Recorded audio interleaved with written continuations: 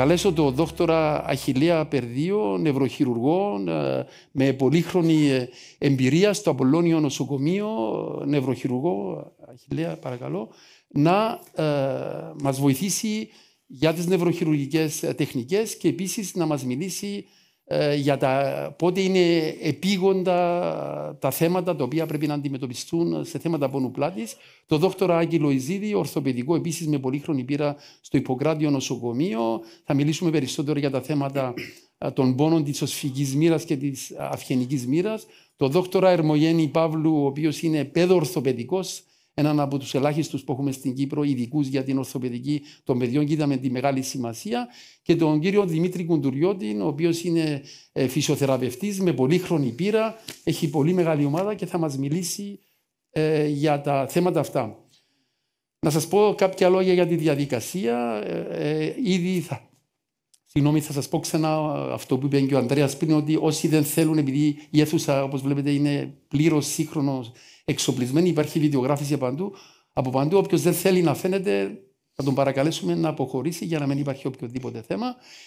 Θα βάλω κάποιες ερωτήσεις σε κάθε συνάδελφο σύμφωνα με τα φλέγοντα θέματα και μετά θα είμαστε σύντομοι, 10 λεπτά ο καθένας, και μετά έχετε πάνω από μια ώρα 10 λεπτά να βάλετε όλοι ερωτήσεις και σημειώστε ότι οι συνάδελφοι θα μείνουν κατά τη δεξίωση που υπάρχει δίπλα, και εκεί εκτός από τη δεξίωση τα παγωτά Παπαφιλίππου θα μας κεράσουν και παγωτό, και τα γιαούρτια Χρήστη Χαραλαμπίδε θα μας κεράσουν και γιαούρτι. Οπότε στη δεξίωση είστε πρόσδεκτοι και οι συνάδελφοι θα είναι εκεί να σας απαντήσουν ερωτήσεις.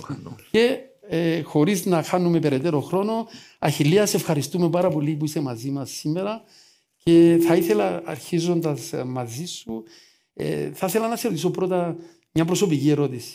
Γιατί διάλεξες την νευροχειρουργική? Είναι πρόκληση.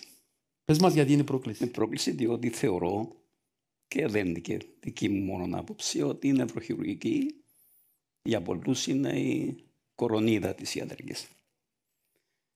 Και μου αρέσουν οι προκλήσεις. Και έχεις πετύχει πάρα πολύ καλά στις προκλήσεις, διότι είσαι ένας επιτυχημένος γιατρός με πολλές δεκαετίες και σε ευχαριστούμε που πήρες από τον πολύτιμο σου χρόνο να είσαι μαζί μας. Θέλω και μια δεύτερη προσωπική ερώτηση. Περιέγραψε μας ένα περιστατικό που σε σημάδιασε στη ζωή σου στον τομέα της νευροχειρουργικής, κατά προτίμηση να έχει σχέση με τους πόνους στην πλάτη, εφόσον είναι το θέμα μας. Γιατί είμαι σίγουρος ότι αντιμετωπίζεις και άλλα προβλήματα.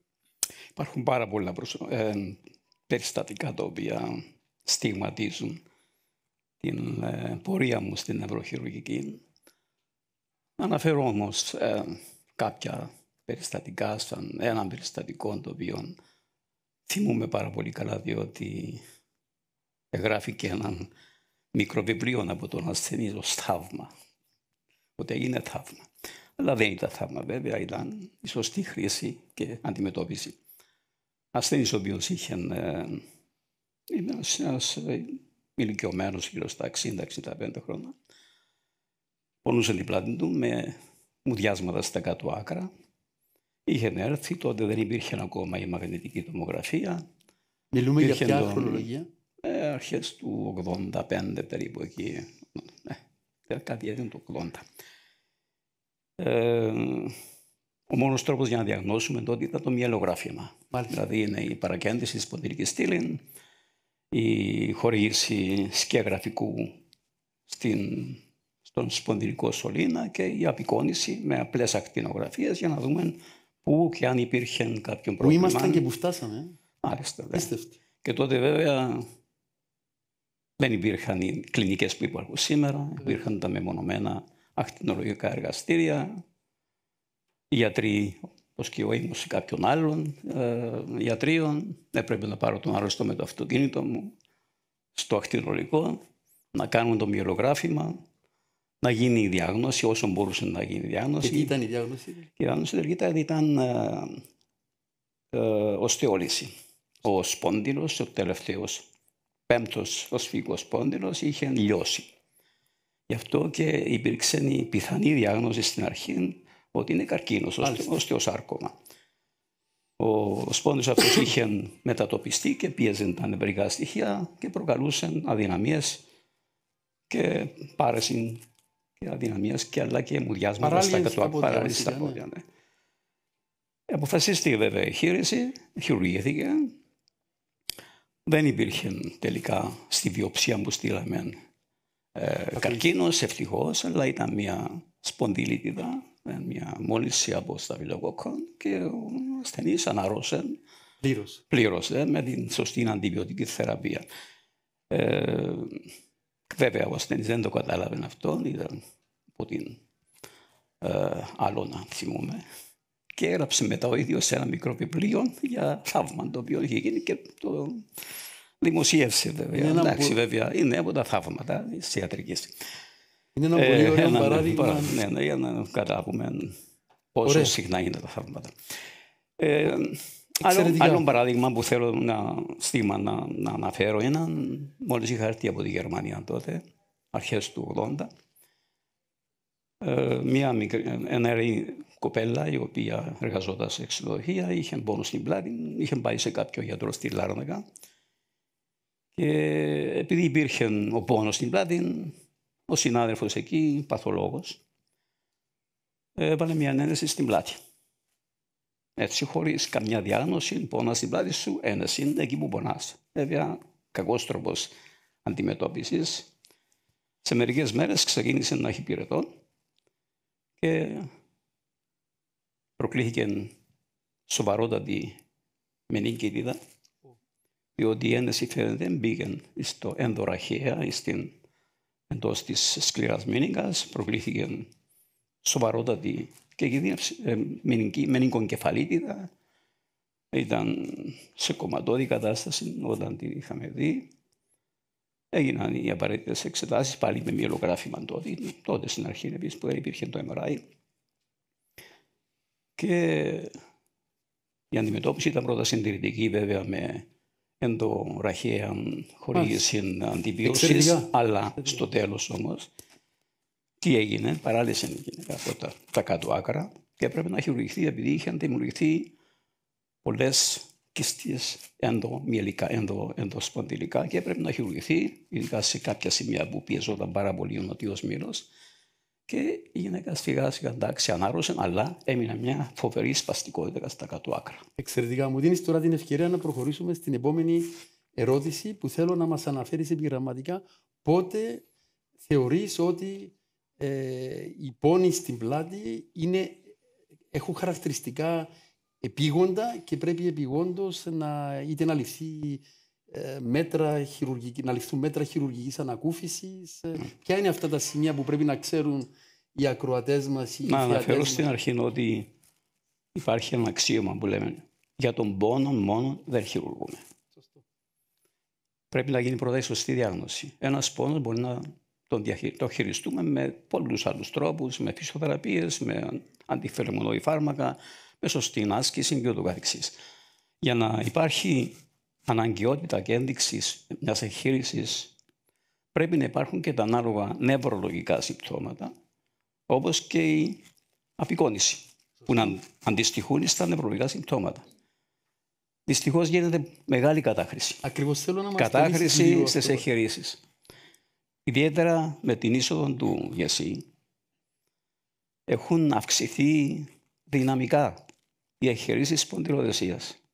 Δηλαδή εκεί που ένας δίσκος, ο οποίος έπρεπε να χειρουργηθεί γιατί υπήρχαν προβλήματα σε έναν άκρο ή στο άλλο, στο δύο άκρα, αντί που χειρουργούσαν, και αυτό πρέπει να γίνεται ακόμα και σήμερα, δεν άλλαξε τίποτε, αφαίρεση δίσκου μόνο και τίποτε άλλο, μια απλή εγχείρηση μισής ώρας, 3 τέταρτα και μπορεί άλλος να πάει την επόμενη σπίτι του, γίνονται σπονδυλοδεσίες. Γιατί, και αυτό δεν είναι μόνο κυπριακό φαινόμενο. Δυστυχώς και στην Ευρώπη, επειδή λαμβάνω μέρος σε πολλά κάθε χρόνο συνέδρια στη Γερμανία, υπάρχει και εκεί μεγάλο πρόβλημα. Είναι οικονομικό το πρόβλημα. Δηλαδή τα νοσοκομεία, σε μία αναπλήτηση και μην μπορούν να πάρουν ένα συγκεκριμένο ποσό, σε σπονδυλοδεσίες υπερδιπλασιάζεται το ποσό το οποίο αποφέρει στους γιατρούς και στα νοσοκομεία. Και δυστυχώς και στην Κύπρο, επειδή τώρα είναι δωρεάν, λέμε. Δεν είναι δωρεάν. Έτσι δεν πληρώνει ο άρρωστος, μπαίνει εύκολα στο χειρουργείο και αντί να γίνει μια απλή σκεπτομή, γίνονται σπονδυλοδεσίες. Είναι καταχρήσεις οι οποίες δεν πρέπει να γίνονται. Πλήρως κατανοητών, άρα συγκρατούμε ότι Υπάρχουν επεμβάσεις οι οποίες μπορεί να αποφεύγονται. Συγκρατούμε ότι ο πόνος πρέπει να διερευνάται διεξογεϊκά και πρέπει και ο ασθενής ο ίδιος να είναι ενήμερος και πληροφορημένος για να προκαλεί με την καλή έννοια των γιατρών του να του βάζει ερωτήσεις. Και ήθελα να μας πεις λίγο τα συμπτώματα, ας πούμε, τι είναι εκείνο, δηλαδή η παραλυσία. Στον νευροχειρουργό έρχεται κάποιος όταν έχει σοβαρά συμπτώματα. Υπάρχει και μια φοβία να πάει κάποιος στον νευροχειρουργό, διότι είναι χειρουργός, θα με βάλεις στο τραπέζι να χειρουργηθώ. Το βλέπουμε σχεδόν καθημερινά. Ένας που πραγματικά έχει συμπτωματολογία η οποία είναι αδυναμία στα κάτω άκρα, έναν ή στα δύο κάτω άκρα. Έχει μούδιασμα, έχει πόνο, οξύνο, ο οποίος δεν μπορεί να διαχειριστεί με άλλον τρόπο. Με παυσίπονα, με φυσιοθεραπείες, με διάφορους τρόπους συντηρητικής αντιμετώπισης και απεικονιστικά, συνήθως με μαγνητική τομογραφία τώρα. Επιβεβαιώνεται ότι η αιτία των συμπτωμάτων είναι αυτή η οποία βλέπουμε και στη μαγνητική, τότε ναι, χρειάζεται διαχείριση. Αλλά ουδέποτε χειρουργούμε από την πρώτη ημέρα, εκτός αν υπάρχει παράλυση. Σύμφωνα με τη δική σου εκτίμηση, θα μπορούσες τώρα, αν γίνεται, έχω μια έννοια, από το σύνολο των πόνων, το ποσοστό που καταλήγει στο χειρουργό είναι 5%. Θα το έλεγα. Από 100 αρρώστους που βλέπουμε σαν νευροχειρουργοί, το γύρω 5 μόνο, γύρω στους 5 χρειάζονται χείριση. Οι υπόλοιποι δεν χρειάζονται χείριση. Αποστέλλονται στους φυσιοθεραπευτές ή σε άλλους τρόπους θεραπείας, διότι δεν χρήζουν ούτε απεικονιστικά, αλλά ούτε και κλινικά χρειάζονται χείριση. Δεν υπάρχει ένδειξη. Εξαιρετικά. Σε ευχαριστώ πάρα πολύ, Αχιλλέα. Άκη, σε ευχαριστούμε που είσαι μαζί μας. Εγώ ευχαριστώ. Το ίδιο για σένα. Γιατί διάλεξες ορθοπαιδική? Ήταν μια, όπως είπε και ο Αχιλλέας, ήταν μια πρόκληση. Είχα κάποιον καθηγητή ο οποίος ασχολείται πάρα πολύ με τη μικροχειρουργική. Μας έδειχνε ακροτεριασμούς, μας έδειχνε αυτά. Οπότε ήταν κάτι πολύ εντυπωσιακό να σώσουμε ένα μέλος. Τώρα, όσον αφορά, επειδή το θέμα μας σήμερα είναι η σπονδυλική στήλη, σε εμάς δεν έχουμε τα περιστατικά αυτά τα οποία μας ενθουσιάζουν, για να πούμε την αλήθεια, διότι τα περιστατικά αυτά που μας... Έρχονται, αλλά όταν πρέπει να χειρουργηθούν, ναι, είτε τα παραπέμπετε, είτε τα παραπέμπουμε στους καλούς μας φίλους, τους νευροχειρουργούς. Ναι, κάποτε συνεργαζόμαστε οπωσδήποτε, αλλά ιδιαίτερα τώρα και με το ΙΕΣΥ έχουμε πολύ μεγάλο φόρτο εργασίας. Ο κόσμος, αυτό που λέει και ο φίλος Αχιλλέας, ενδιαφέρεται για την απεικόνηση. Ναι. Δηλαδή μπορεί να μην είναι καν αναγκαία. Ναι, και να θέλει ο γιατρός με την πίεση του χρόνου να ασχοληθεί, να διερευνήσει, να πάρει έναν καλό ιστορικό, να κάνει όλες αυτές τις ερωτήσεις που πολύ σωστά είπες στην αρχή εσύ. Πολλές φορές λυπούμε να το πω. Μπαίνει ο ασθενής στο ιατρείο και πετάει το συντή στο τραπέζι. Μάλιστα. Το κάνουν που πριν. Αυτό το πράγμα δεν το βλέπαμε πριν από το ΙΕΣΥ. Δεν ξέρω αν συμφωνά ο φίλος Αχιλλέας. Αυτό είναι κάτι το οποίο είναι η ευκολία που υπάρχει στην απεικόνηση, είναι η σημασία που δίνουν στην απεικόνηση. Πολλές φορές εμείς οι κλινικοί γιατροί θέλουμε να δούμε μια ανακτηνογραφία, γιατί είναι σημαντική για μας. Ο κόσμος απαξιώνει όταν του πεις ότι πρέπει να κάνει μια ανακτηνογραφία. Είναι απευθείας, μπαίνει στο ιατρείο και ζητά το MRI. Το χειρότερο κάνουν και αξονικούς. Δεν είναι ακόμα χειρότερα εκεί. Ο αξονικός έχει ακτινοβολία. Είναι πολύ χειρότερο. Άρα, ως γιατροί επιβάλλεται να ενδυναμώσουμε, να εντατικοποιήσουμε τις προτάσεις μας, να διαπαιδαγούμε τον κόσμο ότι η ανάγκη απεικονιστικών εξετάσεων πρέπει να αποφασίζεται από τον ειδικό και είναι οι περισσότερες περιπτώσεις μπορεί να μην χρειάζεται καν να κάνεις κάποια... Το ζητά ο άρρωστος επειδή δεν πληρώνει πλέον. Αυτός είναι ο λόγος. Πλήρωνε παλιά 280-300 ευρώ, τώρα δεν πληρώνει 10 ευρώ μόνο πληρώνει γιατί αυτός είναι ο κύριος λόγος που ήδη ζητούν το MRI. Το χειρότερο βέβαια ακόμα είναι ότι το MRI όταν το κάνουμε δεν υπάρχει περίπτωση να μην δείξει κάτι. Σίγουρα υπάρχουν διαφοροποίησεις. Συνήθως έτσι είναι. Και γίνεται ιατρογενός άγχος. Εμένα το δυσκολότερο μου πρόβλημα, ξέρετε ποιο είναι? Να πείσω κάποιον ότι δεν θέλει χειρουργείο. Μάλιστα. Διότι βλέπεις το MRI, έχει κάνει την έρευνα του στο ίντερνετ και πρέπει να χειρουργηθεί. Και όταν του λέω εγώ ότι δεν πρέπει να χειρουργηθεί, αυτός λέει και καλά, αυτό το πράγμα πώς θα περάσει που φαίνεται εκεί. Μάλιστα. Λοιπόν, και καμιά φορά μερικοί συναδέλφοι αναγκάζονται, δεν λέω για σπονδυλική στήλη, αναγκάζονται να χειρουργήσουν για να μην δυσαρεστήσουν και να μην τσακωθούν με τον άρρωστο. Δηλαδή, φτάσαμε σε πράγματα τα οποία δεν βλέπαμε προγεσί. Ακριβώς. Και τα λέμε έτσι. Που σημαίνει ότι πρέπει να εντατικοποιήσουμε τις προσπάθειες ενημέρωση του κόσμου. Η αχρίαστη εξέταση είναι βλαβερή. Δηλαδή, κάποτε μου και εμένα στο δικό μου τομέα, θα μπορούσα να πω πάρα πολλά για το θέμα τούτο, διότι όταν πρόκειται για τα παιδιά του κόσμου είναι ακόμα πιο. Μα καλά, γιατρέ, να το κάνουμε και τούτον. Αφού εγώ να το πληρώσω για το παιδί μου, δεν έχω πρόβλημα, ή να το πληρώσει ο ΑΒΓ ή το ΓΕΣΥ. Και δυσκολεύομαι πολύ να τους καταλάβω ότι μία αχρίαστη εξέταση, η ζημιά που θα σου κάνει επειδή την κάνεις, δεν έχει σχέση μόνο με το κόστος. Μπορεί να σου. Ακριβώς αυτό που είπες. Το συνεπακόλουθο. Ακριβώς. Πόσες φορές βλέπουμε διαφοροποιήσεις του φυσιολογικού και δεν σε πιστεύουν. Έχεις απόλυτο δίκιο και σε ευχαριστώ. Ήταν η επόμενη μου ερώτηση για σένα. Ποιες είναι οι συχνότερες παρανοήσεις που αντιμετωπίζεις, δηλαδή ποια προβλήματα έχεις με τον κόσμο, γιατί αυτό θα είναι και οδηγός για μας στα μηνύματα που θα δίνουμε στο ευρύτερο κοινό. Το ένα είναι αυτό ότι ο κόσμος δεν έχει υπομονή να του πάρει ιστορικό, δεν έχει υπομονή να κάνει μια απλή ακτινογραφία και χρειάζεται αμέσως αυτή την απεικόνιση. Το δεύτερο πράγμα είναι ότι πολλές φορές υπάρχει κάποια άλλη αιτία που πονάει ο ασθενής στην πλάτη. Λοιπόν, εγώ συγκεκριμένα είχα έναν συνάδελφο, ο οποίος δεν ήταν ορθοπαιδικός, κάποια άλλη ειδικότητα, ο οποίος είχε συνεχώς πόνο στην πλάτη. Και του λέγα ότι δεν είναι μυοσκελετικό, δεν είναι αυτό και πρέπει να κάνεις κάτι άλλο να βρούμε την αιτία. Αφού του είχα πει αρκετές φορές, πηγαίνω ερχόντας στο ιατρείο, μια καλή μέρα με παίρνει τηλέφωνο Κυριακή και μου λέει σήμερα νιώθω πολύ καλά. Του λέω γιατί είσαι καλά? Μου λέει έκανα στεφανιογραφία, μου άνοιξε το αγγείο και τώρα είμαι μια χαρά. Ακριβώς, απλώς αντανάκλαση του πόνου. Δυσκολεύονται να καταλάβουν ότι ένας πόνος μπορεί να κρύβει πάρα πολλά πράγματα. Είχα περιπτώσεις με ανευρίσματα στην κοιλιακή χώρα. Είχα μια κοπελή. Και το ανέβρισμα προκαλεί πόνο, έτσι. Και το ανέβρισμα, βέβαια. Ναι. Όπως επίσης θρομβώσεις στην Ελλάδσονα Μπιέλο. Θρόμβωση στη Λαγόνιο, η οποία. Άρα βλέπετε τακτικά τους αντανακλώμενους. Υπάρχουν, ναι, υπάρχουν. Αντανακλώμενους. Πόνους που αντανακλώνται, που είναι πολύ σημαντικό. Καρκίνος του παγκρέατος. Μάλιστα. Οικειοθήκες. Οικειοθήκες, ναι. Εξαιρετικά. Ευχαριστώ, γιατρέ μου. Ακόμα και αιματολογικές ασθένειες, η λευχαιμία. Βέβαια. Μπορεί να ξεκινήσει με πόνο στην πλάτη. Βεβαίως. Στα παιδιά. Βεβαίως. Ιδιαίτερα όταν οι πόνοι ξυπνούν τη νύχτα τα παιδιά ή και τους ενήλικες, κατ' επανάληψη είναι κάτι το οποίο πρέπει να λάβουμε σοβαρά υπόψη. Ερμογέννη. Θυμούμαι όταν πρωτοήρθα στην Κύπρο 89-90, δεν βρίσκαμε παιδοορθοπαιδικούς, περάσαν οι δεκαετίες και νομίζω τα τελευταία 5 χρόνια εμφανιστήκεται ένας ή δύο, νομίζω είστε παιδοορθοπαιδικοί, εξ όσων γνωρίζω. Είμαστε 3-4 γενικά. Αυξηθήκαμε, ωραία.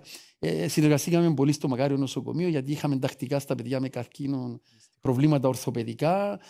Και ήθελα και εσένα να σε ρωτήσω γιατί διάλεξες από όλες τις ειδικότητες την παιδοορθοπαιδική. Τι ήταν αυτό που σε έκαμε να αγαπήσεις αυτήν την ειδικότητα? Συνεργαστήκαμε και συνεργαζόμαστε με το ογκολογικό. Είναι το άγχος μου κάθε φορά που χτυπάω το τηλέφωνο που τα δικά σας. Παιδοορθοπαιδική γιατί συνδυάζει το πρακτικό μέρος των χειρουργείων της ορθοπαιδικής και το άμεσο αποτέλεσμα της χειρουργικής μαζί με τα παιδιά. Νομίζω ότι η επαφή με τα παιδιά, η προσέγγιση, η ευγνωμοσύνη που μπορείς να πάρεις από τα παιδιά είναι πολλά διαφορετική. Είναι και πολύ πιο δύσκολη η κατάσταση στα παιδιά όσον αφορά. Διότι όταν λέμε παιδιά, μπορεί να είναι ένα βρέφος, μπορεί να είναι 4 χρονών ή μπορεί να είναι 18. Ναι, άρα πρέπει να προσαρμόζεσαι στην ηλικιακή ομάδα και θέλει. Νομίζω ότι τούτο που έχει το πιο πολύ ενδιαφέρον, ότι πρέπει να προσαρμοστείς. Έχω παιδιά νεογέννητα ή πρόωρα μέχρι και 19-20 χρονών που η κάθε ηλικία θέλει την προσαρμογή της. Πρέπει να προσεγγίσεις διαφορετικά έναν παιδάκι που δεν μπορεί να μιλήσει για να καταλάβεις αν πονά, με έναν έφηβο που δεν θέλει να μιλήσει επειδή πονά. Και εδώ να κάνω μια μικρή παρέθεση που τη δική μου εμπειρία να αναφέρω σε αυτά που είπαν και οι συναδέλφοι πριν. Είχα περιπτώσεις παιδιών με καρκίνους όπως το νευροβλάστομα, που είναι μια μορφή συμπαγούς όγκου, ο οποίος μπορεί να ξαπλωθεί κατά μήκος της σπονδυλικής στήλης, ή λεφώματα. Και όταν έχεις μικρά παιδιά που κλαίνουν ασταμάτητα, ιδιαίτερα όταν είναι 2, 3 ή 4 χρονών, που εκεί δεν μπορείς να καταλάβεις πάρα πολύ καλά, είναι πολύ επικίνδυνο να σου ξεφύγει ως γιατρός, να σου παραλύσουν και αν δεν το καταλάβεις, επειδή δεν καταλαβαίνεις, δεν περπατούν η παράλυση μπορεί να είναι μόνιμη. Άρα είναι μια από τις προκλήσεις ακριβώς του επίγοντος στα παιδιά που φαντάζομαι. Μερικές φορές πρέπει να κρατήσεις μια συναισθηματική απόσταση από τη συμπεριφορά των παιδιών και ιδιαίτερα και από τους γονείς τους για να μπορείς να διαβάσεις τα συμπτώματα πιο σωστά. Πες μας λίγο τώρα για τη σκολίωση στα παιδιά, πόνους της πλάτης, γενικά πώς βλέπεις το πρόβλημα και το θέμα της σχολικής τσάντας. Πες μας μερικές έτσι γενικές έννοιες από τη δική σου εμπειρία ή αν έχεις κάποιες εισηγήσεις ή ακόμα κάποια περιστατικά που βίασες να μας πεις. Οι πόνοι στην πλάτη στα παιδιά δεν πρέπει να υπάρχουν. Τα παιδιά δεν πρέπει να πονούν την πλάτη τους. Αν ένα παιδί πονεί την πλάτη του πρέπει να διερευνηθεί. Και βλέπουμε οι στατιστικές μιλούν μέχρι 40% από διάφορα ανασκόπηση της βιβλιογραφίας που προέρχονται αυτά τα στοιχεία, μέχρι 40% παραπονιούνται στην πλάτη και οι ειδικοί στις δημοσιεύσεις, στις επιστημονικές, κρούν τον κόδωνα του κινδύνου ότι τα παιδιά αυτά θα έχουν πρόβλημα όταν θα είναι ενήλικες. Ναι, εν μέρει ισχύει. Ναι. Πιστεύω ότι ο πόνος στην πλάτη των παιδιών, η δική μας δουλειά, το πιο σοβαρό μας πρόβλημα είναι να ξεχωρίσουμε αν είναι πόνος, πραγματικός πόνος, σωματικός πόνος ο οποίος προέρχεται από κάποια παθολογία ή αν είναι κούραση λόγω της τσάντας, λόγω της τάσης του σώματος, ο οποίος δεν έχει παθολογικό αίτιο, είναι ιδιοπαθής πόνος, ο οποίος προκαλείται από κούραση λόγω της τάσης, λόγω της κακής συμπεριφοράς, λόγω του ότι κάθονται πολλές ώρες στη ξύλινη καρέκλα στο σχολείο. Αλλά πρέπει να το ξεχωρίσουμε. Η δική μας δουλειά, η πιο σοβαρή, είναι να ξεχωρίσουμε αν αυτό οφείλεται σε κάποιον παθολογικό αίτιο ή γενικά στη στάση του σώματος ή στη τσάντα του σχολείου κλπ. Είχα ένα παράδειγμα κλασικό, είναι ένα παιδάκι 7 χρονών, ήρθε στο ιατρείο γιατί έπονε τη θωρακική του μοίρα στη σπονδυλική στήλη λόγω σκολίωσης. Συνήθως όταν έχουμε σκολίωση δεν πονάμε την πλάτη μας. Εκτός αν είναι μεγάλη η καμπύλη. Αλλά πριν ήταν πολύ μεγάλη. Όχι. Συνήθως δεν πονάμε την πλάτη μας. Στη σκολίωση είναι ακόμα και στις 60 μοίρες, στις πιο μεγάλες μοίρες δεν πονάμε. Γιατί καταρχήν είναι σταδιακή η παραμόρφωση που γίνεται.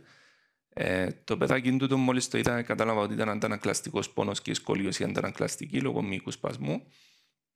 Είχε Langerhans χυσεοσυτώμα σε ένα σπόνδυλο συγκεκριμένο.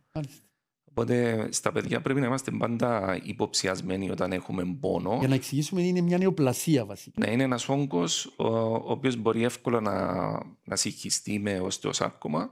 Άρα το παιδί πονούσε ενώ είχε σκολίωση και ήρθε αυτόν το μόρφωμα. Πήγε στον ορθοπαιδικό γιατί πονούσε την πλάτη του. Ο ορθοπαιδικός του είπε: πονά την πλάτη σου επειδή έχει σκολίωση.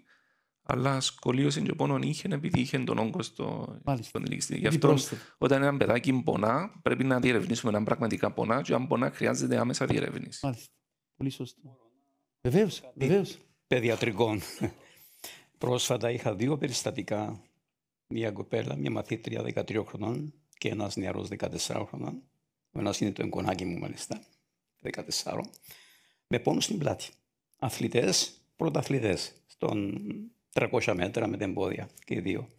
Και πονούσαν την πλάτη τους. Ο προπονητής πάρε ασπρίνη και συνέχισε. Καθημερινά άσκηση. Μάλιστα εντατική προπόνηση. Αποφάσισα να το δω, τελικά του κάνω μια μαγνητική και οι 2 είχαν stress fracture. Δηλαδή κατάγματα καταπώνησης της σπονδυλικής στήλης. Για τις ηλικίες δεν μπορεί να γίνεται καθημερινά άσκηση ή προπόνηση. Πρέπει να είναι μία ημέρα τουλάχιστον να αφήνει τον νεαρό να αναρρώνει και μετά να συνεχίζει. Οι προπονητές μας δυστυχώς, επειδή θέλουν να έχουν αποτελέσματα, δώσ' του φάρμακα και συνέχιζε τη θεραπεία σου, την άσκηση σου, την προπόνηση σου. Είναι λάθος. Και οι προπονητές μας να μάθουν ότι κάποια ιατρικά να τα ξέρουν. Δεν τα ξέρουν δυστυχώς. Και τα 2 άτομα κάτσαν 6 μήνες και έχουν αποθεραπευτεί. Και συνεχίζουν σιγά σιγά την προπόνηση τους. Γενικό κοινωνικό πρόβλημα το στρες που βάζουμε στα παιδιά και δεν αφορά μόνο τον αθλητισμό, αφορά τη τσάντα του σχολείου ότι υποχρεωτικά πρέπει να μεταφέρεις όλα τα βιβλία σου μαζί σου, αλλιώς δεν είσαι καλός μαθητής. Νομίζω ότι γενικά δίνουμε βάρος σε ορισμένα πράγματα τα οποία. Δημήτρη, πολυετής εμπειρία, έχεις πολύ μεγάλη ομάδα φυσιοθεραπευτών. Θέλω να μας μιλήσεις λίγο για τον ρόλο της φυσιοθεραπείας στα διάφορα στάδια αντιμετώπισης των πόνων της πλάτης. Καλησπέρα και άλλες μοίρες της σπονδυλικής. Καλησπέρα και από μένα. Η φυσιοθεραπεία είναι ένα επάγγελμα το οποίο η παρέμβαση του μπορεί να γίνει σε διάφορα στάδια ή μπορεί να καλύψει και όλα τα στάδια. Δυστυχώς το μόνο κομμάτι που λείπει είναι η πρόληψη. Ποτέ δεν μου έχει ζητηθεί στα 25 χρόνια που δουλεύω να μου φέρει κάποιος το παιδί του για να κάνει κάποιες ασκήσεις προληπτικά για να προλάβει οτιδήποτε. Ούτε να τους διδάξεις πώς να ούτε και μία φορά συμπεριφέρονται για να... Τώρα όσον αφορά τα προβλήματα της σπονδυλικής στήλης, είτε η αντιμετώπιση είναι καθαρά συντηρητική είτε είναι μετεγχειρητική, η φυσιοθεραπεία πάλι παρεμβαίνει σε διάφορες φάσεις, είτε προεγχειρητικά είτε μετεγχειρητικά, είτε αν είναι περίπτωση η οποία θα πάει καθαρά συντηρητικά χωρίς χειρουργείο, και καλύπτει διάφορα στάδια.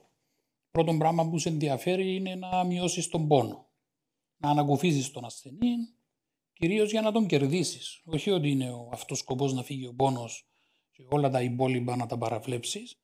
Θα πρέπει να φύγει ο πόνος, να ανακουφιστεί, να μπορέσει πρώτιστα να επιστρέψει στα καθήκοντα του, στη δουλειά του, στις υποχρεώσεις του, τις κοινωνικές, τις οικογενειακές, και στην πορεία σιγά σιγά να προχωρήσεις στα επόμενα στάδια που είναι η ενδυνάμωση, είναι η ευληγησία, είναι η λειτουργική αποκατάσταση,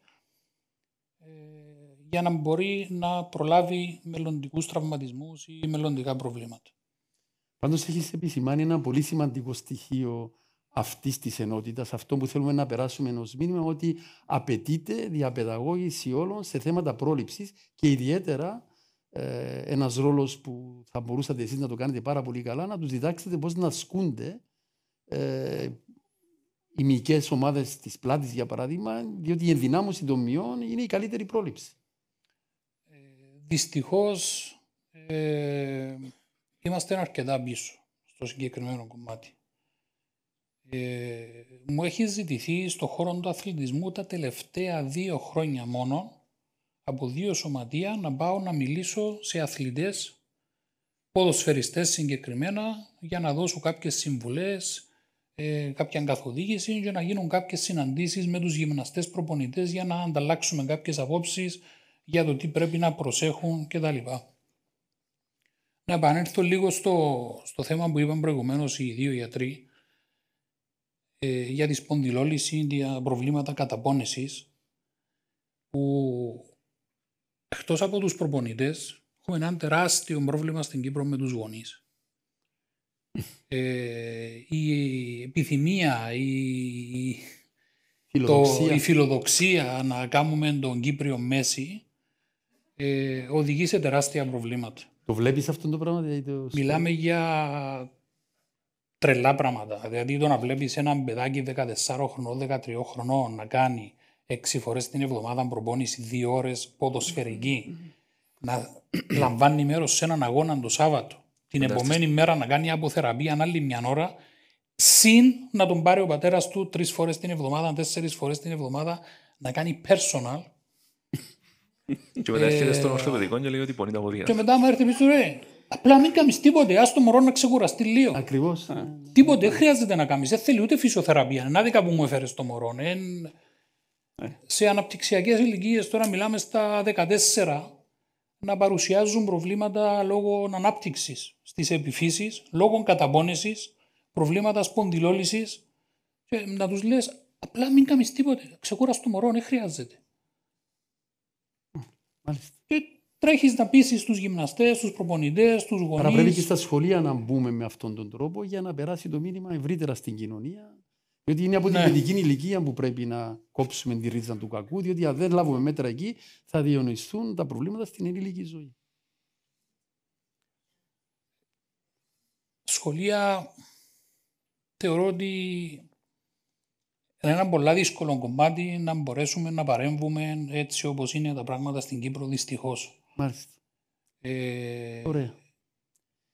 Εδώ τα τελευταία 1-2 χρόνια έχει ζητηθεί από κάποια σωματεία, από κάποιους οργανισμούς να γίνουν κάποιες συζητήσεις, και τούτον έγινε γιατί το επιβάλλαν κάποιοι. Πρέπει να δώσουν κάποια report στην ΚΟΠ, στον ΚΟΑ, ότι έχουν κάνει το πράγμα. Αλλιώς δεν θα το έκαναν. Οδηγίες που ήρθαν από διεθνείς οργανισμούς που πρέπει μέσα στα προγράμματα εκπαίδευσης των μωρών να συμπεριλάβουν μισή ώρα διάλεξη για θέματα αποθεραπείας ή για θέματα προπόνησης. Μάλιστα. Έπρεπε κάποιος να το επιβάλλει, αλλιώς δεν θα γινόταν. Μάλιστα. Ωραία. Φτάνουμε τώρα στο τέλος της δικής μας συζήτησης. Θα σας δώσω, αγαπητοί συνάδελφοι, που 1 έως 2 φράσεις ως μηνύματα προς το κοινό, προτού προχωρήσουμε στο δεύτερο μέρος της σημερινής μας συνάντησης για να δεχτούμε ερωτήσεις. Επιγραμματικά, Αχιλλέα, 2 φράσεις, το κύριο μήνυμα που θέλεις να δώσεις σχετικά με την αντιμετώπιση και την πρόληψη των πόνων στην πλατεία. Εκείνα, κάτι που θα ήθελες να Το πεις. μήνυμα που θέλω να δώσω περισσότερο είναι προς τον ΟΑΗ. Πρέπει να υπάρχει έλεγχος όσον αφορά τις επεμβάσεις που γίνονται. Και έχω μιλήσει πολλές φορές, πολλάκις με τους διευθυντές του ΓΕΣΥ και του ΟΑΗ. Δυστυχώς δεν γίνεται τίποτε. Πρέπει να υπάρχει προέγκριση κάποιας εγχείρησης. Πρέπει. Όπως κάνουν και οι ιδιωτικές ασφαλιστικές εταιρείες. Εκεί γίνεται προέγκριση και στέλνονται στους γιατρούς των ασφαλιστικών εταιρεών, γίνεται έλεγχος αν πράγματι χρειάζεται αυτή η εγχείρηση και προχωρούν. Σε πολλές φορές δεν χρειάζεται εγχείρηση και απαγορεύεται η εγχείρηση. Αν όλος θέλει να κάνει εγχείρηση, θα πληρώσει από την τσέπη. Εξαιρετικά. Άγγι. Δυστυχώς δεν χρησιμοποιήσαμε την τεχνογνωσία που είχαν οι ασφαλιστικές εταιρείες. Οι ασφαλιστικές... Θα ήθελα παραπάνω μηνύματα. Σίγουρα αυτά είναι πολύ καλά, αλλά μηνύματα πρόληψης. Αυτά συμφωνούμε απόλυτα, αλλά θα ήθελα έτσι γενικά για... Το μήνυμα είναι, εφόσον έχουμε το ΓΕΣΥ τώρα και θέλουμε να το βελτιώσουμε, πρέπει ο ασθενής ο οποίος αντιμετωπίζει κάποιον πόνο στην πλάτη, στον αυχένα, να πηγαίνει στον προσωπικό του γιατρό. Γι' αυτό φτιάξαμε τους προσωπικούς γιατρούς. Δεν τους φτιάξαμε για να γράφουν γράμματα ή γραμματείς. Λοιπόν, θα πηγαίνει στον προσωπικό γιατρό, να τον εξετάζει, να καταλαβαίνει αν είναι ένας μυϊκός σπασμός, που είναι η πλειονότητα των περιστατικών αυτό, Ακριβώς. Και να μην φορτώνεται ο ορθοπαιδικός ή ο νευροχειρουργός αχρίαστα περιστατικά. Διότι αν κόψουμε αυτό το πρόβλημα από την αρχή και γίνει σωστή αξιολόγηση των περιστατικών από την αρχή, δεν θα έρχεται ο κόσμος στα ιατρεία μας και να ζητά το MRI και αυτά. Θα καταλάβει ότι είναι ένας μυϊκός σπασμός, θα πάρει το παυσίπονο του, θα κάνει τη φυσιοθεραπεία του, εφόσον τώρα οι προσωπικοί γιατροί μπορούν να γράψουν και φυσιοθεραπεία. Λοιπόν, και θα έρχεται στον ορθοπαιδικό. Συμπερασματικά πρέπει να γίνεται σωστά η διαδικασία ολόκληρη. Γιατρέ μου, όμως, όπως πρέπει να εκπαιδεύσουμε και τους οργανισμούς που πολύ καλά αναφέρουμε, Αχιλλέα, όπως πρέπει εμείς να εκπαιδεύσουμε και να διαφωτίσουμε έντονα και μάλιστα να ελέγχουμε καλύτερα τους γιατρούς μας, πρέπει και τον κόσμο μας να τον εκπαιδεύσουμε καλύτερα, γιατί αν έχουμε ενημερωμένους πολίτες, όταν θα ασθενήσουν, να ξέρουν πώς να ανταποκριθούν σωστά. Γιατί όπως φαίνεται, έχουμε και πρόβλημα του κόσμου μας, των ασθενών μας. Γι' αυτό και ο προσωπικός γιατρός είναι το βασικός. Πρέπει να δουλέψουμε πάνω. Αυτός πρέπει να δουλέψει πολύ και καλά, να μπορέσει να κουμαντάρει την. Ευχαριστώ. Ερμογέννη.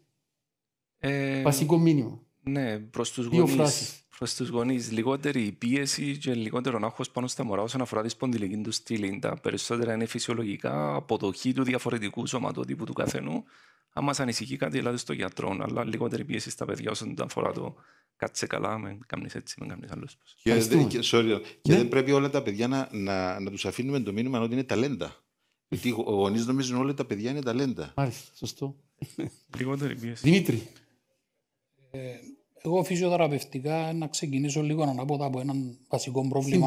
Έναν πολύ βασικό πρόβλημα που έχουμε, το οποίο επιδεινώθηκε τώρα με το ΓΕΣΥ.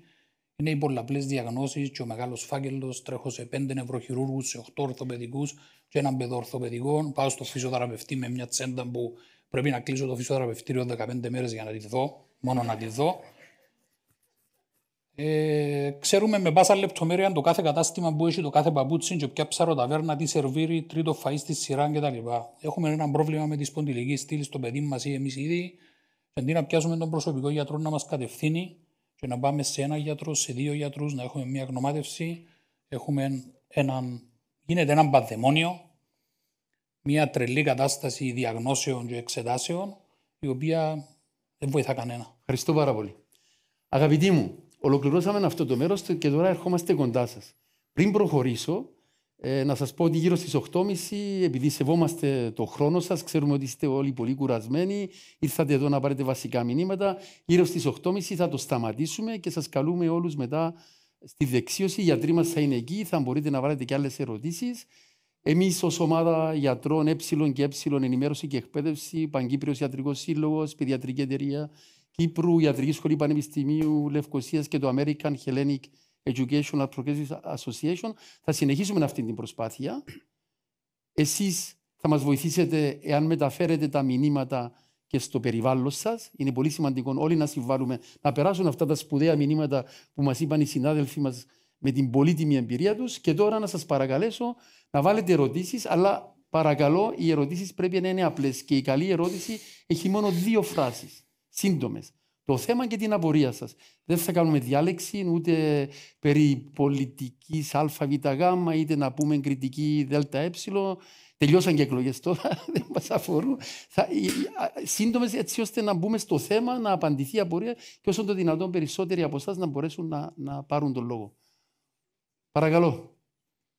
Κυρία, να σας δώσει το μικρόφωνο, Μιχάλη. Αρχίστε από εδώ και να προχωρήσουμε μετά κοντά σας. Καλησπέρα σας. Συγχαρητήρια για τη διάλεξη.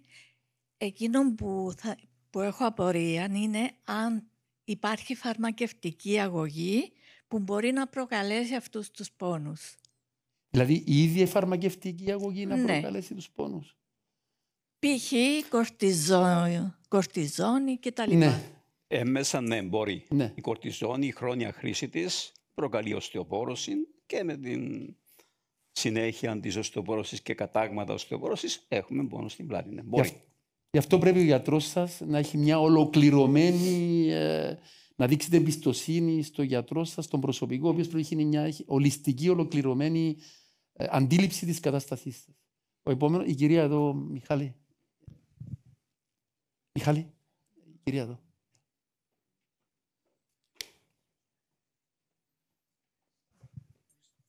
Καλησπέρα. Εγώ έχω κύλιν. Δεν είμαι σίγουρη σε ποιο σπόνδυλο, δεν θυμούμαι να σας πω.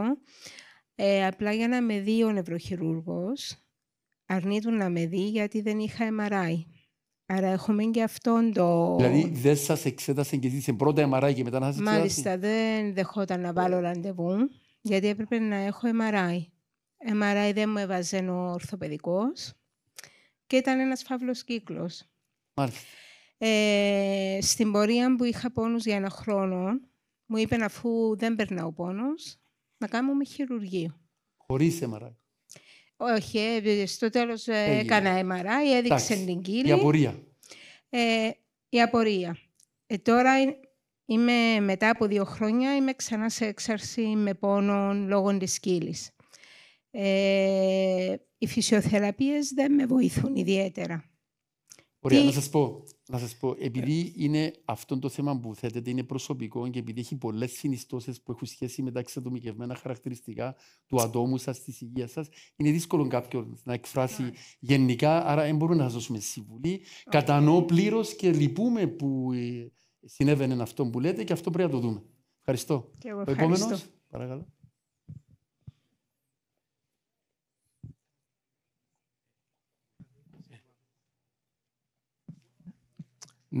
Γιατρέ. Γιατρέ ποιος? Ναι, ο κύριος Παναγιώτου. Ναι. Καταρχήν θα ήθελα να ευχαριστήσω τον κύριο Περδίον, ο οποίος μου έχει κάνει μια επέμβαση πριν από 20 χρόνια στον Αυχένα και είμαι, δόξα τω Θεώ, πολύ καλά. Το δεύτερο που ήθελα να ρωτήσω είναι, έχουμε ακούσει για τις αχρίαστες εξετάσεις, θεραπείες και ταλαιπωρίες που μπαίνουν οι ασθενείς. Ποια είναι η γνώμη των γιατρών μας για τους χειροπράκτες ή για τη χειροπρακτική, η οποία είναι ένας άλλος κλάδος, ο οποίος έχει σχέση με αρκετά από αυτά τα οποία. Ευχαριστούμε. Εξαιρετική συνάδελφοι, ποιος θα ήθελε να... Νομίζω έχετε... Η χειροπρακτική είναι μια μέθοδος η οποία ξεκίνησε από τον Ιπποκράτη, είναι κάτι το καινούριο. Απλώς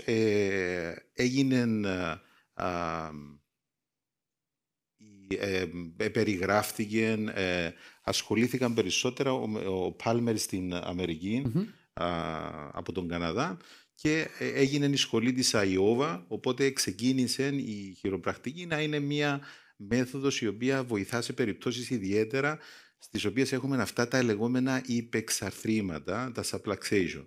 Οπότε η φιλοσοφία της μεθόδου αυτής είναι να γίνεται κάποια κινητοποίηση, κάποιο manipulation και να βοηθηθεί ο άρρωστος στο πρόβλημα που έχει. Άρα είναι μια χρήσιμη θεραπεία η οποία έχει συγκεκριμένες ενδείξεις με καθοδήγηση του γιατρού. Φτάνει όμως να προηγηθεί πρώτα διάγνωση. Αυτό που είπε ο Ιπποκράτης το 400 π.Χ. Άμα δεν υπάρχει διάγνωση, δεν μπορούμε να κάνουμε. Είμαι απλά λόγια, Άκη, μπορώ εγώ σαν είμαι ο Λοΐζος, είμαι άρρωστος, δεν θα πάω στο χειροπράκτη. Πάω πρώτα στον γιατρό μου να με διερευνήσει. Τον προσωπικό. Τον προσωπικό θα τηρηθεί. Ναι, σωστό. Αυτή. Αλλιώς μπορεί να βρεθούμε με MRI και να βρεθούμε χειρουργείο ή χωρίς MRI πάλι στο χειρουργείο ή να βρεθούμε με σπονδυλοδεσία σε 3 επίπεδα. Σωστό. Για τους λόγους που εξήγησε ο φίλος Αχιλλέας. Ευχαριστώ. Εξαιρετικό. Γι' αυτό και προσωπική εμπειρία από κάποιον χειροπράκτορα. Παλαιότερα πάλι. Χωρίς να πάει σε γιατρό προηγουμένως, πήγαινε απευθείας ο ασθενής σε κάποιον χειροπράκτορα, ο οποίος ανάλαβε στον αυχαία να κάνει κάποια manipulations. Και τι έγινε, ξαφνικά με ένα manipulation που το έκαμε, τετραπληγικός. Άρα πολύ σημαντικό. Ο ίδιος τον έφερε κοντά μου τότε, του κάναμε τα μυελογραφήματα τότε, διότι πάλι από παλιά ιστορία. Και τι είχε μετάσταση. Μάλιστα. Μετάσταση στον. Άρα τεράστια σημασία. Η διάγνωση που είναι μετάσταση. Ελληνικότατη δεν μπορεί να κάνει χειροπρακτική σε μια μετάσταση. Και είναι σε όλες τις γλώσσες του κόσμου. Άρα ευχαριστούμε τον κύριο Παναγιώτη. Αν μου επιτρέπετε, γιατρέ, να συμπληρώσω κάτι. Βεβαίως. Επειδή είναι μία έννοια και ένας ορισμός η χειροπρακτική, η οποία είναι λίγο παρεξηγημένη. Πες μας. Και πρέπει ο κόσμος να γνωρίζει και να είναι λίγο προσεκτικός σε κάποιες επιλογές. Από πολύ παλιά στην Κύπρο, οι χειροπράκτες ονομάζαμε εκείνους οι οποίοι ήταν πρακτικοί χειρός. Δεν ήταν σπουδασμένοι. Μάλιστα. Δεν είχαν κάποιον τίτλο, δεν ήταν φυσιοθεραπευτές εξειδικευμένοι, δεν είχαν τελειώσει κάποιον πανεπιστήμιο χειροπρακτικής. Οι πρώτοι που ήρθαν μετά στην Κύπρο, τυχιούχοι πανεπιστημίου, ονομάζονταν manual therapist. Ήταν κατά κύριο λόγο φυσιοθεραπευτές εξειδικευμένοι για να κάνουν θεραπεία με χειρισμούς.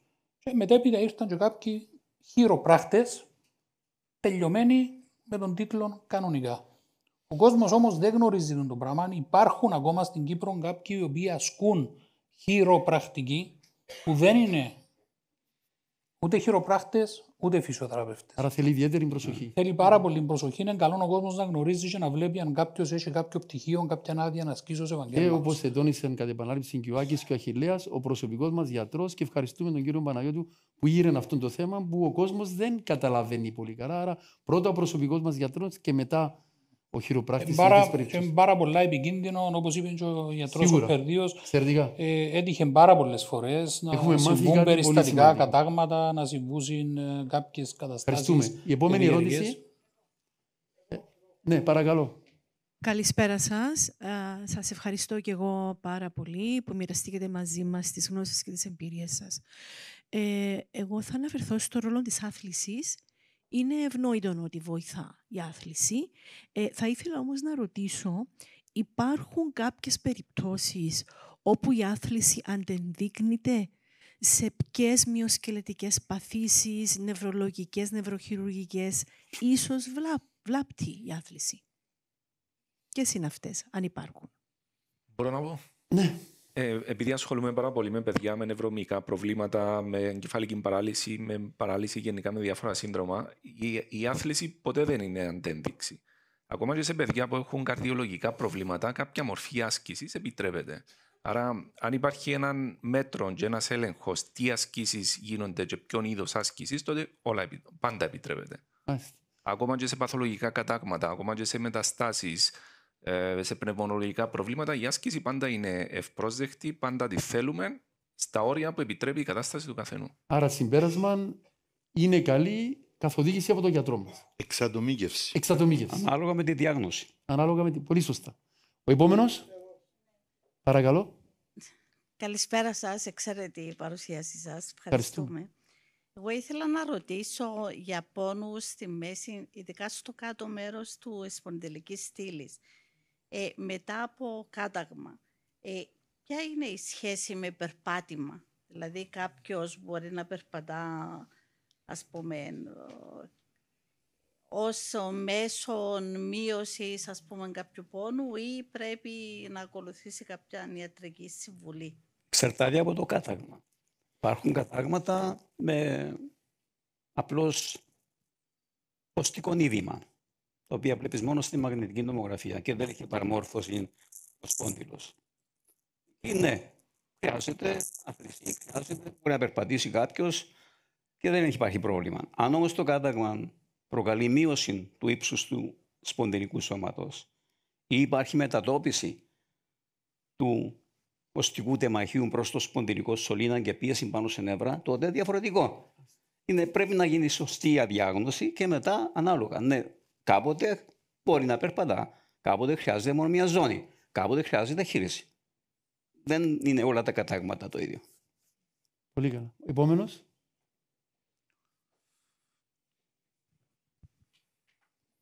Καλησπέρα σας. Ευχαριστούμε πολύ για την παρουσίαση. Θέλω να κάνω μια ερώτηση.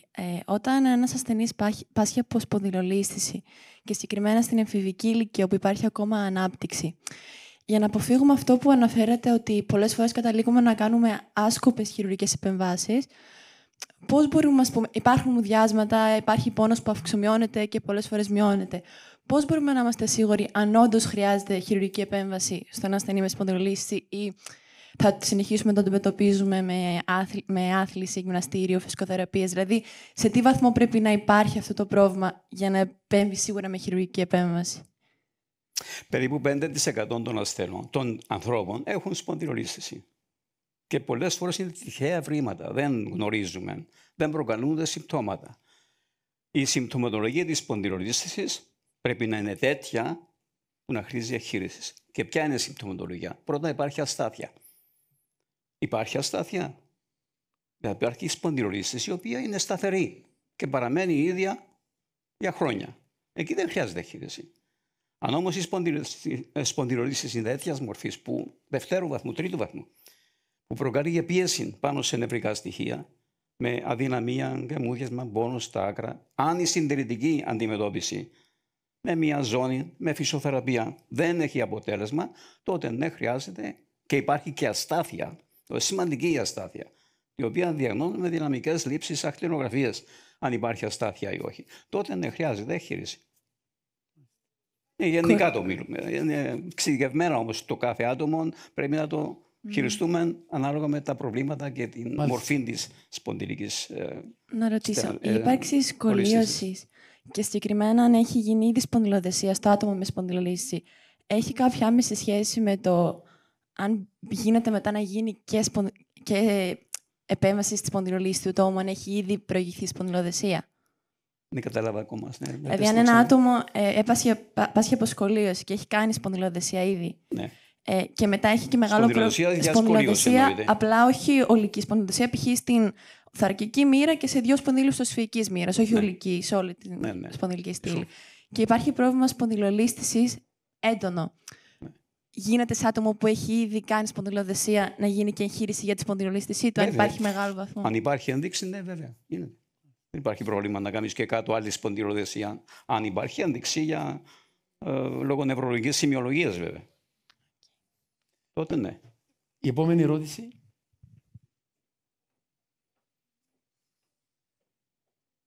Καλησπέρα και ευχαριστούμε πολύ για την απόψινή ενημέρωση. Εγώ θα ήθελα να κάνω μια εισήγηση. Μιλήσατε για πρόληψη. Δεν θα μπορούσαν να ενημερωθούν, ξεκινώντας από το Υπουργείο Παιδείας, οι τσάντες των μαθητών στο δημοτικό είναι ασήκωτες. Πραγματικά είναι ασήκωτες. Δηλαδή, εμείς που παίρνουμε τα παιδιά και βλέπουμε και είναι κάθε μέρα. Πώς είναι δυνατόν? Κάποιος πρέπει να ενημερώσει. Να το εκφράσω σαν παράπονο προσωπικό. Δεν θεωρώ, διότι είπαμε και προηγουμένως για την πρόληψη, δεν το θεωρώ ευθύνη δική μας την πρόληψη ή την ενημέρωση για αυτά τα πράγματα. Η δουλειά μας εμάς είναι, αν υπάρχει κάποιο ορθοπαιδικό πρόβλημα, να το αντιμετωπίσουμε. Τώρα σίγουρα, να μπούμε στα σχολεία, να μπούμε εμείς στα σχολεία για να ενημερώσουμε για το βάρος της τσάντας του σχολείου, θεωρώ ότι δεν είναι σωστό. Έχεις απόλυτο δίκιο για το εκείνο που θέλω να προσθέσω, διότι αντιλαμβάνομαι πλήρως τι εννοείς. Η ακροάτρια μας, έχεις απόλυτο δίκιο, δεν είναι δουλειά μας ως γιατροί. Όμως, επειδή ακριβώς το θέμα είναι πολύ παραγοντικό, δηλαδή Σίγουρα εμείς ως γιατροί και η ομάδα Ε και Ε κάνουμε μια προσπάθεια διαπαιδαγώγησης. Σίγουρα δεν είναι η δουλειά μας, εμάς ειδικά, να κάνουμε αυτό το πράγμα, αλλά η δουλειά μας είναι να επισημαίνουμε τους κινδύνους. Άρα, ναι, έχετε απόλυτο δίκιο και πρέπει όλοι μαζί να προσπαθήσουμε, οι σύνδεσμοι γονέων, άλλοι οργανισμοί, η Παιδιατρική Εταιρεία Κύπρου, και είναι τιμή μας που έχουμε μαζί μας τον Δόκτωρα Μιχάλη Αναστασιάδη μαζί μας, και θα του δώσω το λόγο να μας πει ως παιδιατρική εταιρεία τη θέση του για αυτό το θέμα, και πρέπει να... Έχετε 1000% δίκιο, συμφωνούμε απόλυτα. Σίγουρα δεν μπορούμε εμείς ως γιατροί από μόνοι μας να λύσουμε αυτό το πρόβλημα, πρέπει όλοι μαζί να συνεργαστούμε, και παρακαλώ το μικρόφωνο στον Δόκτωρα Μιχάλη Αναστασιάδη, πρόεδρο της Παιδιατρικής Εταιρείας Κύπρου, με πολύχρονη εμπειρία, να μας διαφωτίσει περισσότερο. Ευχαριστώ, Λοίζο μου. Συγχαίρω τους αγαπητούς φίλους και συναδέλφους, καθώς και τον φίλο Δημήτρη, για τις ξεκάθαρες τοποθετήσεις που θεωρώ ότι από την ανταπόκριση του κόσμου είναι πραγματικά ωφέλιμες. Εκείνο που θα ήθελα από τη δική μου πλευρά να μεταφέρω ως παιδιατρική εμπειρία είναι ότι το πρόβλημα με τον πόνο στην πλάτη, όπως και το θέμα που μόλις έθιξε η ακροάτρια με τις τσάντες, τις σχολικές, ασφαλώς και αποτελεί μέρος της καθημερινότητας της δικής μας, αλλά είναι ευθύνη άλλων να το λύσουν. Όπως επίσης ευθύνη εμάς είναι να επισημάνουμε τους κινδύνους από τον καύσωνα, για παράδειγμα, αλλά είναι δουλειά δική μας να βάλουμε κλιματιστικά μέσα στα σχολεία. Σωστό. Κάποιοι άλλοι πρέπει να το κάνουν. Μπράβο, ακριβώς. Λοιπόν, από εκεί και πέρα, και επίσης πολύ σωστά επισημάνθηκαν τα προβλήματα του ΓΕΣΥ, τα οποία δυστυχώς σε πολλές των περιπτώσεων, παρόλη την ωφελημότητα του συστήματος για πάρα πολλούς ασθενείς, δυστυχώς έχει κάνει την ιατρική πρακτική κακή τη σημερινή ημέρα. Και οφείλουμε εμείς ως επαγγελματίες υγείας να πολεμήσουμε για να αλλάξουμε την νέα νοοτροπία.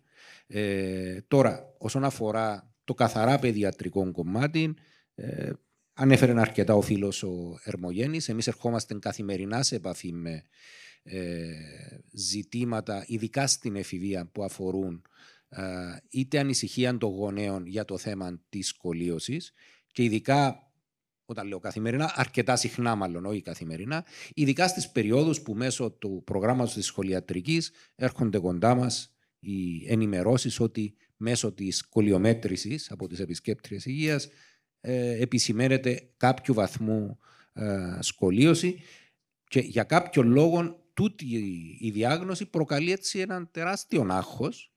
Εμείς λειτουργούμε βεβαίως, φίλε Άκη, ως προσωπικοί γιατροί, έτσι. Ευτυχώς τούτον είναι κάτι που το δικό μας σύστημα υγείας, αν μη τι άλλο, το διατήρησε, δηλαδή ο προσωπικός γιατρός του παιδιού είναι έναν ειδικός παιδίατρος ή οποιοδήποτε άλλος. Ελπίζω να διατηρήσουμε το πλεονέκτημα στην Κύπρο. Λοιπόν, και επί της ευκαιρίας να ρωτήσω κιόλας την άποψη του φίλου του Ερμογένη, πότε θεωρείς ότι θα έπρεπε και εμείς ως παιδίατροι, αλλά και οι γονείς ενδεχόμενα, όντως να πρέπει να ανατρέξουν, να αναζητήσουν βοήθεια, γιατί δυστυχώς σε εμάς έρχονται πάρα πολλές σκολιώσεις, οι οποίες στο τέλος της ημέρας καταλήγουν να κάνουν και ακτινογραφία και δεν αποδεικνύεται ότι είναι σημαντικές. Ή και το αντίθετο, βέβαιως, συζητώντας και με έναν άλλο συνάδελφο παιδοορθοπαιδικό, από τους ελάχιστους όντως που υπάρχουν. Αν ισχύει, αν συμφωνείς, και εσύ μου έλεγε ότι εάν υπάρχει μέτρηση πάνω από 7 μοίρες με το σκολιόμετρο, να είστε σίγουροι ότι στην ακτινογραφία να δείξει 20 και πάνω. Και όντως τούτον διαπίστωσα το και εγώ σε δικά μου περιστατικά. Είναι ένα ζήτημα βεβαίως το οποίο χρήζει πιο πολλής ενημέρωσης. Εμείς εντάξαμε και σε συνέδρια μας το θέμα της σκολίωσης. Το θέμα γενικά του άλγους, κάτι που είναι ένα από τα πιο συχνά προβλήματα για τα οποία προσέρχεται κάποιος στον παιδίατρο, ίσως σε λιγότερο βαθμό ο πόνος στην πλάτη από ότι σε μεγαλύτερες ηλικίες.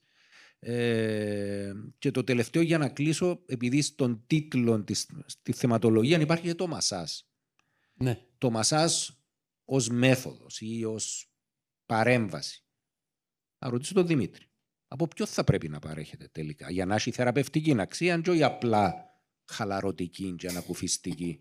Όπως εάν συνδέεται όντως το μασάζ με θεραπευτική αντιμετώπιση πλέον κάποιου σκελετικού προβλήματος. Είναι ένα τεράστιο κεφάλαιο.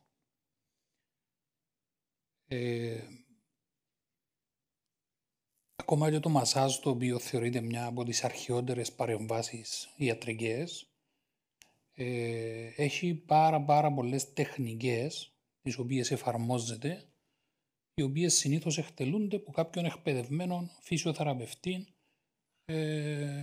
ανάλογα με την περίπτωση. Έρχεται κάποτε στο μυαλό μου μια εικόνα που έχουν πάρα πολλά βιβλία που διδάσκουν στα πανεπιστήμια για το μασάζ, με έναν τύπο που κρατάει ένα φτερό και χαϊδεύει τον ασθενή και λέει το μασάζ δεν πρέπει να είναι σε μια πεταλουδίτσα, ξέρω εγώ, να σε χαϊδεύει, και έχει δίπλα έναν άλλον τύπο μπρατσαρά με τον κομπρεσόρο που του λέει αλλά ούτε και έτσι. Μια τεράστια ιστορία το μασάζ, την οποία εκείνος ο οποίος το εφαρμόζει θα πρέπει να έχει και μια εμπειρία, να μπορεί να αντιληφθεί, να νιώσει στα χέρια του διάφορα πράγματα, να πάρει διάφορες ενδείξεις που το σώμα που δουλεύει και να δουλέψει ανάλογα με τις τεχνικές τις οποίες γνωρίζει και εκπαιδεύτηκε. Είναι πάρα πολλά ωφέλιμο εάν μπορείς να το εφαρμόσεις σωστά, διότι ένα από τα κύρια προβλήματα που έχουν οι ασθενείς με προβλήματα σπονδυλικής στήλης είναι ο έντονος μυϊκός σπασμός. Και μία από τις παρεμβάσεις που βοηθά στη μείωση του μυϊκού σπασμού είναι το μασάζ. Σίγουρα από μόνο δεν μπορεί να αποτελέσει θεραπεία. Δηλαδή, σε έναν ασθενή με προβλήματα στη σπονδυλική στήλη και πλαγώνεις τον κάθε μέρα μία ώρα και κάνεις του μασάζ, δεν μπορεί να λύσεις το πρόβλημα του. Αν δεν ενσωματώσεις μια ειδική άσκηση, αν δεν ενσωματώσεις κάποιες άλλες παρεμβάσεις. Αλλά σίγουρα είναι πάρα πολλά ωφέλιμο νομένου ότι γνωρίζει εκείνος που θα το εφαρμόσει. Ότι παρέχεται από τον κατάλληλο θεραπευτή. Τούτον ήθελα να ακούσω βασικά, γιατί και εγώ έτσι το έχω στο μυαλό. Ερμογένη, για το θέμα της σκολίωσης, ρωτήσε ο γιατρός. Πρέπει να υπάρχει κάποιος τρόπος να ελέγχουμε όλα τα παιδιά στο σχολείο. Το σχολιόμετρο, δεν ξέρω αν ξέρετε όλοι να μου το σχολιόμετρο, είναι ένα φάδι το οποίο βάλεις πάνω στην πλάτη του παιδιού και ώρα μου σκύβει μπροστά. Αν κάνει έτσι, είναι 7 μοίρες. Αν κάνει έτσι, 10 μοίρες. Δεν είναι τόσο αντικειμενικό. Όμως, παρόλα αυτά, πρέπει να υπάρχει κάποιος τρόπος ελέγχου και η ακτινογραφία σε όλα τα παιδιά δεν είναι τρόπος για όλα τα παιδιά. Ίσως αν η ακτινοβολία των μηχανημάτων πέσει ακόμα περισσότερο και γίνουν ακόμη πιο ασφαλή, τότε να κάνουμε όλα τα παιδιά ακτινογραφία για να είμαστε σίγουροι. Όμως παρόλα αυτά θα έλεγα ότι εφόσον υπάρχει ανησυχία, είτε από σχολικές υπηρεσίες, είτε από παιδίατρο, είτε από γονιό, ελάτε να το δούμε, να δούμε αν πραγματικά έχει σκολίωση ή όχι. Δεν υπάρχει άλλος τρόπος. Για τη τσάντα που ρώτησε η κυρία, η λύση σε προηγμένες χώρες είναι η ηλεκτρονική παιδεία. Εντάξει. Δεν είναι να κάτσουμε να λέμε να βάρτε 3 βιβλία, 5 βιβλία, 2 κιλά, 3 κιλά. Είναι ηλεκτρονική παιδεία, όπως υπάρχει ηλεκτρονική υγεία, όπως υπάρχουν. Εξαιρετικά. Η επόμενη ερώτηση, ποιος είναι ο επόμενος? Ένα παρακαλώ. Μπορώ να Καλησπέρα σας. Είχα 2 συγκεκριμένα ερωτήματα. Το ένα όμως αφορούσε τη σχολική τσάντα, το οποίο απάντησε και ο ιατρός Ερμογένης, αλλά υπάρχουν σχολεία τα οποία επιμένουν στο να παίρνουν τα μωρά, και μια μέρα που εζήγησα τη τσάντα του γιού μου, εγώ 14 χρόνων, ήταν 23 κιλά. Λοιπόν, και βάλουν την πάση στον νόμο, δεν καταλάβουν τα μωρά, ώσπου να πάθουν τη ζημιά. Πιστεύω όμως ότι οργανωμένα σύνολα όπως η ΕΕ και κατά κύριο λόγο η παιδιατρική η κλινική θα πρέπει να εκδώσουν κάποιες κατευθυντήριες γραμμές, τις οποίες μπορούμε και εμείς ως πολίτες να χρησιμοποιήσουμε μετά ως εργαλεία, να πιέσουμε και τα σχολεία, τις διευθύνσεις των σχολείων και ακόμα και το Υπουργείο Παιδείας. Τώρα, το δεύτερο μου το ερώτημα ήταν περισσότερο πάνω στη συζήτηση, πολύ καλή συζήτηση που έγινε. Αναδείχθηκε ως μείζο θέμα η λειτουργία και η διακυβέρνηση του Γενικού Σχεδίου Υγείας. Υπάρχει πρόβλημα. Πρόσφατα εκδόθηκε και ένα πολύ καλό μανιφέστο από το Cyprus Integrity Forum σε συνεργασία με το Υπουργείο Υγείας που αναδείκνυε 3 προβλήματα και τα 3 αφορούσαν έλλειψη του medical audit, εκθέσεις οι οποίες βγαίνουν και από τον εύφορο του ΓΕΣΥ και τα λοιπά, τα οποία καταλήγουν στα συρτάρια.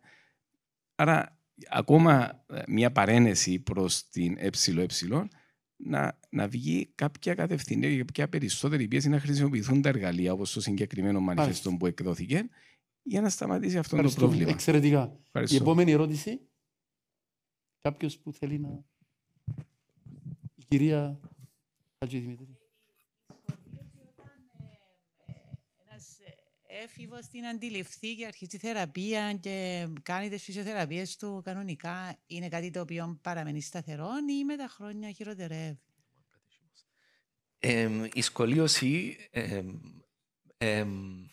Η σκολίωση δυστυχώς, η πιο συχνή μορφή σκολίωσης, η βιοπαθή σκολίωση που βλέπουμε στους έφηβους, δυστυχώς δεν θεραπεύεται.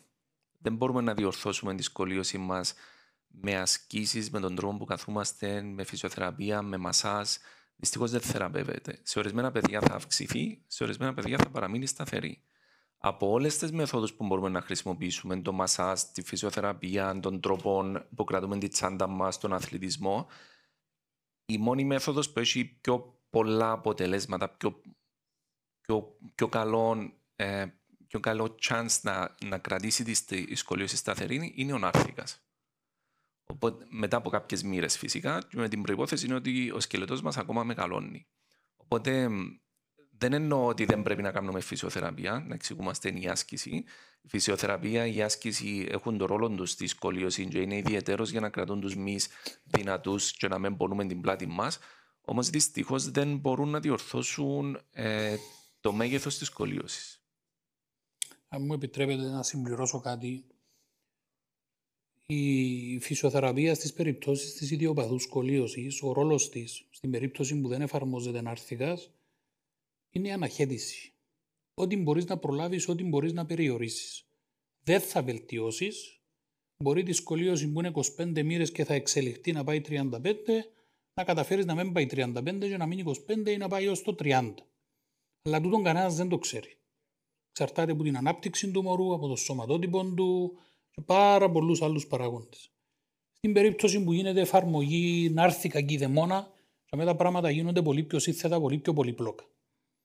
Ναι, είναι η πιο αποδεδειγμένη μετρήσιμη μέθοδος ως αποτέλεσμα, αλλά μπαίνουν μετά και κάποιες άλλες παραμέτροι πάρα πολλά σημαντικές ψυχολογικές για τα μωρά.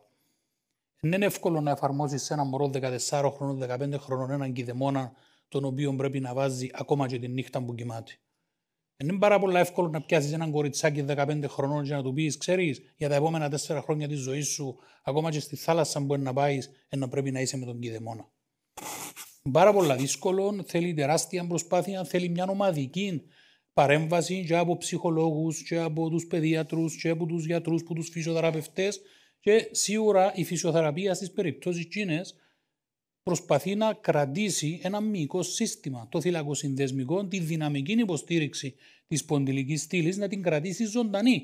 Διότι σκεφτείτε έναν μωρό τον οποίο να εφαρμόσει έναν κηδεμόνα από τα 14 του μέχρι τα 19 του και δεν θα κάνει μια άσκηση, δεν θα κάνει φυσιοθεραπεία, δεν θα μείνουν μυς, θα τροφήσουν οι μυς, δεν θα υπάρχει καθόλου δυναμική σταθερότητα στη σπονδυλική στήλη. Κερδίσαμε, βάλαμε τον νάρθηκα, κερδίσαμε ή σταθεροποιήσαμε, μείναμε στις 25 μοίρες, μετά φκένει ο νάρθηκας, μυϊκό σύστημα δεν υπάρχει και σπονδυλική στήλη καταρρέει. Χρειάζεται ειδικά στις περιπτώσεις του κηδεμόνα, χρειάζεται πάρα πολύ μεγάλη προσοχή και ομαδική συνεργασία από διάφορους επαγγελματίες υγείας, διότι είδαμε αρκετές περιπτώσεις που τα αποτελέσματα, κυρίως ψυχολογικά στα μωρά, ήταν τραγικά. Ευχαριστούμε, Δημήτρη. Η επόμενη ερώτηση, κυρία Μαρκίδη. Θα ήθελα να σας ευχαριστήσω και να σας συγχαρώ για το πολύ ψηλό επίπεδο σεμινάρια που μας δίνετε την ευκαιρία να παρακολουθούμε κάθε χρόνο και τόσο συχνά. Ως συντονίστρια διατροφής στο Υπουργείο Υγείας ασχολούμαι πολύ με την πρόληψη και προεδρεύω μιας επιτροπής που ονομάζεται Ποιότητα Ζωής. Το τελευταίο θέμα το οποίο αρχίσαμε να ασχολούμαστε και θα ήθελα τη δική σας άποψη είναι η συνταγογράφηση της άσκησης για να ενταχθεί μέσα στο Γενικό Σχέδιο Υγείας. Όχι της φυσιοθεραπείας σαν φυσιοθεραπεία, αλλά της άσκησης σαν προληπτικό μέτρο για να μπορεί να προλάβουμε. Νιώθω πολύ έντονα για το θέμα, διότι θυμούμαι όταν είχαμε κάνει το σεμινάριο πέρσι, περίπου τέτοια εποχή, για τη σημασία της άθλησης, είχαμε τονίσει ότι η άθληση ίσως να είναι το καλύτερο ελιξίριο νεότητας και ζωής. Δεν είναι μόνο πρόληψη, είναι πραγματικό ελιξίριο νεότητας και ίσως το μοναδικό που υπάρχει. Ίσως να υπάρχουν 2-3 άλλα, αλλά δεν θα αναφερθώ σε εκείνα. Διότι γνωρίζουμε ότι η άθληση είναι η μόνη η οποία, εκτός από την, επειδή είσαι και διατροφολόγος Ελίζα, όπως ξέρεις, η θερμιδική στέρηση και η άθληση από μόνες τους, όχι μαζί, από μόνες τους, έχουν την ικανότητα να μειώσουν όχι τη χρονολογική ηλικία, αλλά τη βιολογική ηλικία. Αυτό έχει αποδειχθεί περίτρανα. Άρα η άθληση είναι ένα τεράστιο κεφάλαιο, το οποίο στην Κύπρο είναι ανεκμετάλλευτο και μάλιστα στα σχολεία.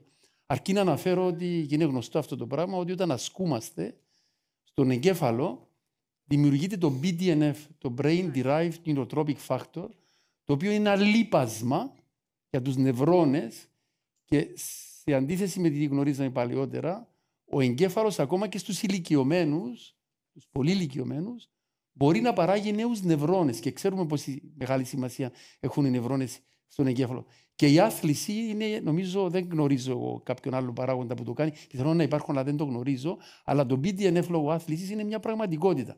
Τι σημαίνει αυτό το πράγμα? Σε όλες τις ηλικίες η άθληση δεν είναι μόνο πρόληψη, αλλά είναι και θεραπεία, είναι και αναστροφέας, αν μπορώ να χρησιμοποιήσω αυτόν τον όρο, της ηλικίας. Άρα έχεις 1000% δίκιο και είχαμε μπει τότε, γιατί αναφέρα το σεμινάριο που κάναμε πέρσι, είχαμε εισηγηθεί στο Υπουργείο Παιδείας και νομίζω και ως παιδιατρική εταιρεία πρέπει να πολεμήσουμε. Η εισήγηση της Επιτροπής μας ήταν ότι πρέπει σε όλες τις βαθμίες της εκπαίδευσης την πρώτη ώρα κάθε πρωί τα παιδιά να κάνουν μία ώρα άθληση, αλλά όχι από οποιοδήποτε. Από έναν ειδικό προπονητή προσαρμοσμένο στην ηλικία του κάθε παιδιού, αλλά πραγματική άθληση. Και τότε θα δούμε θεαματικά πράγματα. Τα παιδιά θα είναι πιο συγκεντρωμένα. Το έχουν αποδείξει, δεν θα ανακαλύψουμε στον τροχό. Το έχουν κάνει στην Ασία πολλές χώρες, κάποιες χώρες. Θα είναι πιο συγκεντρωμένα. Θα έχουν καλύτερη μνήμη. Θα έχουν καλύτερες αποδόσεις. Θα συμμορφώνονται καλύτερα στο σχολείο, γιατί η άθληση μια ώρα κάθε πρωί με τον σωστό τρόπο σε όλες τις βαθμίδες από 6 χρονών μέχρι 18 οριζόντια να κάνουν μια ώρα. Μας είπαν ότι είμαστε ριζοσπαστικοί και είπαμε όχι, είναι κάτι το οποίο αποδεδειγμένα θα βοηθήσει. Αλλά θα αυξήσει και το IQ των παιδιών και τελειώνω, συγγνώμη για τη μακρηγορία, γιατί είναι ένα θέμα που με απασχολεί πολύ. Έχουν γίνει μελέτες που έχουν δείξει ότι τα παιδιά τα οποία αθλούνται έχουν υπόκαμπο στο κέντρο του εγκεφάλου που είναι μεγαλύτερος από τον υπόκαμπο μη αθλουμένων λόγω του BDNF. Και τι σημαίνει υπόκαμπος? Γνωρίζετε πάρα πολύ καλά, είναι η κεντρική δομή στη βάση του εγκεφάλου, η οποία είναι υπεύθυνη για τη μνήμη, τη μάθηση, τη συγκέντρωση. Άρα, αντί να έχουμε όπως σήμερα παχύσαρκα παιδιά και να είμαστε πρωταθλητές από 35 χώρες της Ευρώπης, όπως ξέρεις, Ελίζα, έχουν αποδείξει τα τελευταία 10 χρόνια οι μελέτες του Παγκοσμίου Οργανισμού Υγείας.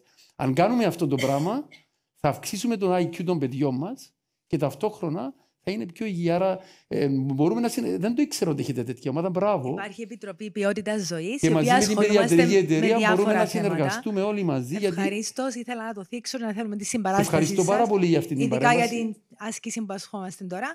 Και για τα παχύσαρκα παιδιά, να σας πω ότι τα τελευταία αποτελέσματα που πήραμε πριν ένα μήνα από την Παγκόσμια Οργάνωση Υγείας, τα Κυπριόπουλα έχουμε πάλι την πρωτιά 6 με 10 χρονών. Με 49% αύξηση ανάμεσα παχυσαρκίας. Συνεχίζει το πρόβλημα. Και εκεί είναι το μεγάλο μας πρόβλημα και προσπαθούμε να το λύσουμε. Σε ευχαριστώ πάρα πολύ για αυτή την παρένθεση. Και σίγουρα, Μιχάλη, θέλεις να προσθέσεις κάτι σε αυτά? Και για τη σχολική τσάντα και για την άθληση.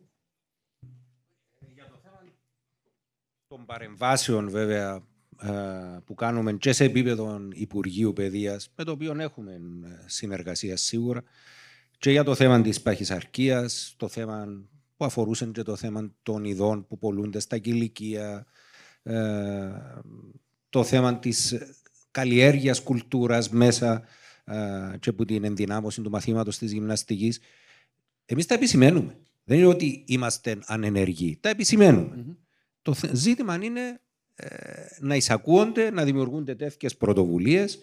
Το ζήτημα της παχυσαρκίας, πολύ σωστά ελέγχθηκε, είναι η σύγχρονη πανδημία, η οποία δεν ξέρουμε τι χρονολήξεις και αν θα έχει χρονολήξεις, με όλες τις επιπτώσεις, με όλες τις συνέπειες, μέσα στις οποίες είναι και το σημερινό θέμα, όπως πολύ σωστά το έθιξε στην αρχή.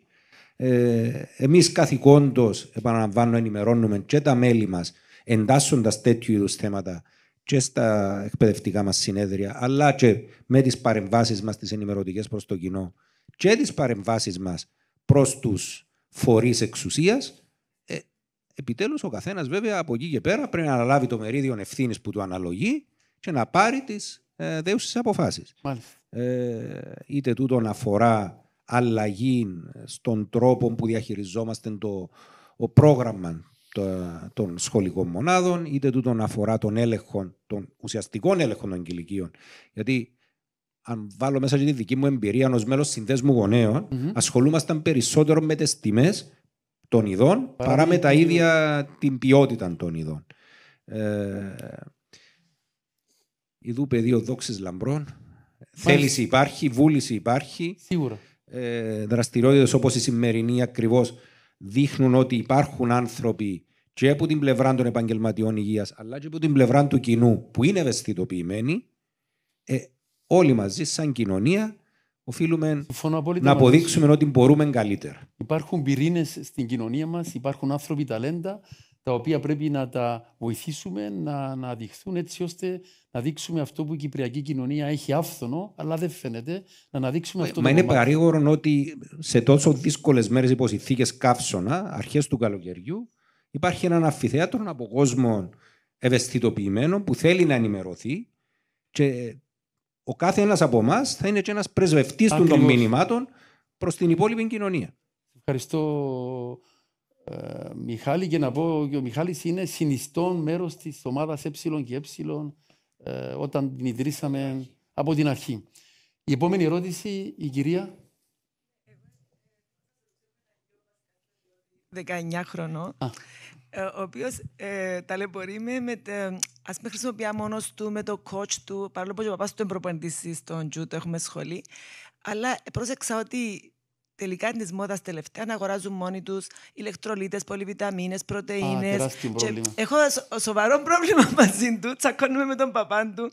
Και οι φυσιοθεραπευτές πρόσεξα ότι τελευταία σε παρακάμαν το παίζουν και τους γιατρούς, τους γενικούς, πάσει μόνοι τους, όπως είπε ο κύριος με το εγγονάκι, το κύριος Περδίος, ότι στέλνουν τους να κάνουν φυσιοθεραπεία, βάλουν τους εντατική προπόνηση, να μην έχουν αγώνες και ξέρω εγώ. Είναι σωστό ένας 19χρονος να πίνει πολυβιταμίνες, να παίρνει μόνος του? Πρέπει να υπάρχει στα φαρμακεία, να απαγορεύεται? Φυσικά, εντάξει, παραγγέλνουν από το διαδίκτυο, αλλά κάπου το κράτος πρέπει να λάβουμε αυστηρά μέτρα, νομίζω. Διότι τελευταία. Αν μου επιτρέπετε, συνάδελφοι, γιατί έχω επίσης ασχοληθεί πολύ με αυτό το θέμα λόγω της σχέσης που έχει η διατροφή με τον καρκίνο και λόγω της σχέσης που πολλά πρόσθετα μπορούν να υπάρχουν σε αυτά τα ποικιλόμορφα σκευάσματα που πουλούνται και από το διαδίκτυο και από κάθε μορφή εμπορευόμενο, ο οποίος τα διαφημίζει στο δικό του κατάστημα, θεμιτός σε εισαγωγικά φυσικά, το κάνουν και κάποτε μπορεί να υπάρχουν και ουσίες όπως ορμόνες, ανδρογενείς κτλ. Οι οποίες έχουν καταστροφικές συνέπειες όταν λαμβάνονται μακροχρόνια. Κατά γενικών κανόνα, ως ιατρική κοινότητα θεωρούμε ότι αυτά τα πράγματα αντεδείκνυνται ακόμα και στους αθλούμενους. Το καλύτερο πράγμα είναι η καλή διατροφή. Τι καλύτερο πράγμα, η καλύτερη πρωτεΐνη είναι το άσπρο του αυγού. Είναι η πρωτεΐνη του γάλακτος. Γιατί να πάω να αγοράσω τη σκόνη, την οποία κατασκευάζει ο Κινέζος, ο οποίος αγοράζει πάφτινα τα απόβλητα των σφαγείων της Αμερικής, τα παίρνει στην Κίνα, παράγει κάτι βαρέλια όμορφα για τους συσκευαστές στην Αμερική και ενώ το αγοράζει ένας, το πουλεί στα παιδιά μας $50 το βαρέλι. Τώρα σκιαγράφησα μια εικονική κατάσταση για να σας πω τι μπορεί να συμβαίνει. Αυτά τα σκευάσματα κατά εμένα δεν πρέπει να χρησιμοποιούνται. Το καλύτερο πράγμα είναι το φυσικό τρόφιμο. Την πιο αγνή του μορφή. Είτε είναι αυγό, είτε είναι όσπριο, είτε είναι ξυλοσκαρπός, είτε είναι ένα δημητριακό ολικής αλέσεως. Ναι, συμφωνώ μαζί σας. Είχα και εγώ, έχω 2 γιους. Η κόρη μου δεν είχε τέτοιο πρόβλημα, αλλά είχα 2 γιους με τους οποίους είχαμε ομηρικές μάχες, διότι προπονιούνταν το να μην παίρνουν αυτές τις σκόνες, οι οποίες πουλούνται πανάκριβα και επειδή βρίσκονται σε έναν περιβάλλον πίεσης από τους συνομήλικους τους, συναγωνίζονται ποιος θα αγοράσει την πιο δυνατή και πολλές φορές είναι και το φαινόμενο πλασέπο, δηλαδή η πεποίθηση ότι είναι βοηθά, τους κάνει να νιώθουν καλύτερα. Ναι. Κατά γενικών κανόνων, κατά τη δική μας ταπεινή γνώμη, η φυσική διατροφή είναι η καλύτερη, η φύση μας προσφέρει πανίσχυρων οπλοστάσεων και πρέπει να αποφεύγονται. Επίσης, το θέμα των βιταμινών. Επίσης, κατά τη γνώμη μας, δεν πρέπει να χρησιμοποιούνται, εκτός εάν έχουμε αποδεδειγμένα μια έλλειψη και έρθει ο γιατρός και μας πει: ναι, έχεις έλλειψη τη τάδε βιταμίνη, παρουσιάζει τα τάδε προβλήματα. Ναι, αλλά κατά γενικών κανόνων, όχι, και ευχαριστώ που έθεσετε αυτό το πρόβλημα. Παρακαλώ. Θέλετε να προσθέσετε κάτι, συνάδελφοι? Στα όλα, νομίζω. Μάλιστα. Η επόμενη ερώτηση. Ο κύριος Μοτάνιος. Ναι. Ευχαριστώ. Γιατρέ, για αυτό πράγματι που είπετε για τα συμπληρώματα, έχω διαβάσει ότι για ηλικιωμένους, επειδή δυσκολεύονται να απορροφήσουν πρωτεΐνες, συστήνεται να παίρνουν το λεγόμενο whey protein. Κοιτάξτε, οι ηλικιωμένοι είναι άλλο κεφάλαιο. Μιλούσαμε για τους έφηβους.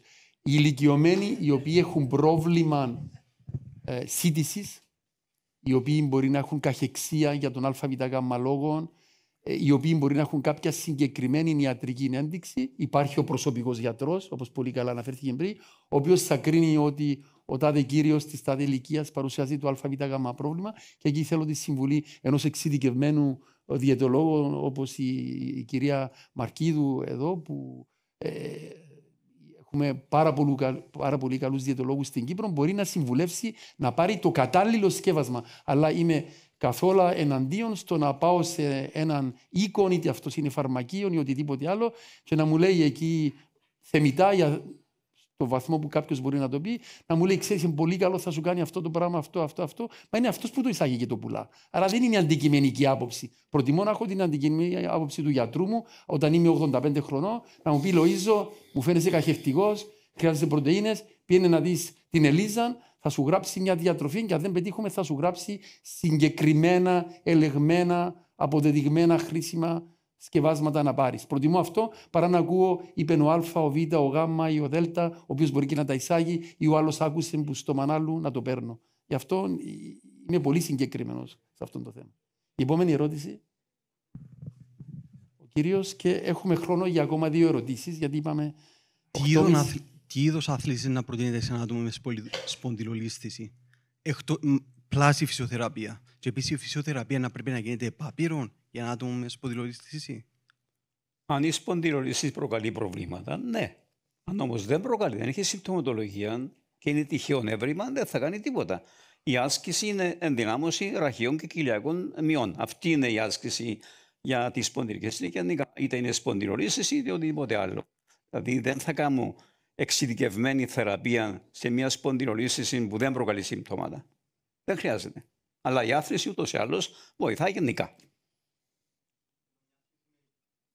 Τους κραδασμούς, ενώ οι κραδασμοί επηρεάζουν κάπως τη σπονδυλολίσθηση. Είπα προηγουμένως ότι περίπου 5% των ανθρώπων έχουν σπονδυλολίσθηση και δεν έχουν συμπτώματα. Δεν έχουν όλοι συμπτώματα. Εκείνος που έχει συμπτώματα, ναι, θα κάνει την ανάλογη θεραπεία, ανάλογη με τα συμπτώματα του. Αν δηλαδή ένας έχει τέτοια σπονδυλολίσθηση που προκαλεί παράλυση στο πόδι του, λόγω του ότι και ο δίσκος εκεί έχει μετατοπιστεί ή έχει στενέψει τόσο το τρίμα που είναι μέσα το νεύρο, τότε η άσκηση δεν θα βοηθήσει.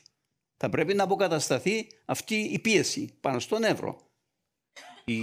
Η σπονδυλολίσθηση στα παιδιά δεν είναι τραυματική. Δεν οφείλεται σε κάποιον τραυματισμό, σε κάποια πτώση.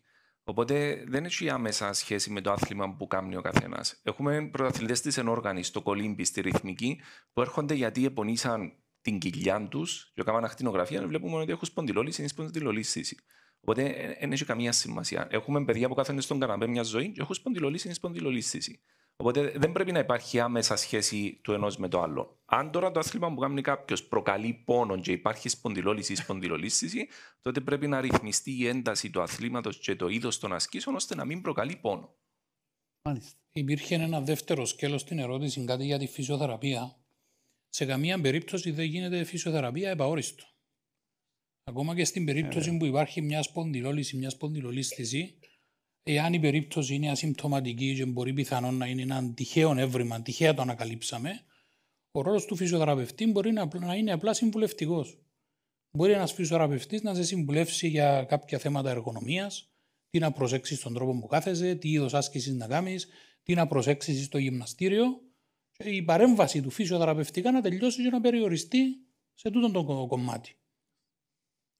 Εξαιρετικά. Οι δύο τελευταίες ερωτήσεις. Ναι. Ήθελα να ρωτήσω τον γιατρό των Περδιών. Μετά από φαρμακευτική αγωγή για πρόβλημα στο σπόνδυλο, για σπονδυλολίσθηση, κάποιοι συναδέλφοι σας σήμερα συστήνουν ενέσιμα, τοπικά ενέσιμα, είτε κουρτουζόνης είτε κάποια άλλα. Είναι μια καινούργια μέθοδος, συστήνεται, θα είναι παρατεταμένη ή είναι η επέμβαση λύση ξανά? Όχι, δεν είναι καινούργια μέθοδος. Υπάρχει από πολλές δεκαετίες η ένεση κορτιζόνης και ξυλοκαΐνης στις αρθρώσεις ή επισκληρίδια. Αυτή είναι μια συνήθως παροδική παρέμβαση για βελτίωση του πόνου για κάποιο χρονικό διάστημα. Δεν είναι θεραπεία. Διότι οι ενέσεις αυτές που γίνονται στις αποφυσιακές αρθρώσεις, αν είναι ο λόγος της και η αιτία του πόνου, αλλά στη σπονδυλολίσθηση, άλλος είναι ο λόγος και όχι οι αποφυσιακές αρθρώσεις. Άρα θα κάνεις μια θεραπεία εκεί, με την ένεση θα αρκώσεις τον νεύρο το οποίο προκαλεί τον πόνο όταν υπάρχει η σπονδυλολίσθηση, αλλά δεν θεραπεύεις. Απλώς για κάποιο χρονικό διάστημα δρά αντιφλεγμονωδώς η κορτιζόνη και τοπικών αναισθητικών ή ξυλοκαΐνη ή πιβακαΐνη για κάποιο χρονικό διάστημα. Επανέρχεται ο πόνος όμως. Δεν είναι θεραπεία. Είναι συμπτωματική θεραπεία. Η τελευταία ερώτηση.